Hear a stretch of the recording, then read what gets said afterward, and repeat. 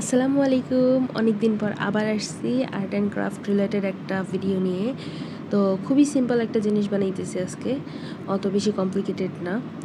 তো আমি অনেক দিন পর আসলে এই সুতা আর কাটা নিয়ে বসছি। তো আমি বানাচ্ছিলাম একটা ডিআইওয়াই ক্যাট কলার।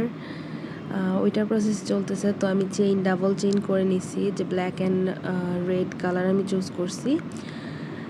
তো এটা অনেক দিন পর যেহেতু করছি, আমার হাত অনেক স্লো হয়ে গেছে আগের থেকে। মানে আগে মোটামুটি ফার্স্ট ছিলাম, এখন তো করতে করতে মানে আমার কাছে মনে হচ্ছিলো অনেক টাইম গেছে। এখানে তো তাও অনেক ফার্স্ট ফার্স্ট দেখানো হয়েছে কিছু ক্লিপ। তো এটা করতে আমার মোটামুটি 45 মিনিটের বেশি লাগছে। ভাবেন তাহলে কত স্লো হয়েছে আমার হাত। তো আমার কাজ অলমোস্ট শেষের দিকে। এখানে অ্যাজ ইউ ক্যান সি যে ফাইনাল স্টিচ আমি দিতেছি, আর এরপরে আমি দেখাই দেবো যে কীরকম লাগতেছে জিনিসটা। তো আমি এটাকে বিড়ালকে পরানোর আগে, ট্রাই করার আগে দেখে নিলাম। আমার বিড়ালকে পরাইছি, সে খুশির বদলে নিজের ক্লিনিং করতেছে। তো this is how it looks, and thank you for watching. Bye by.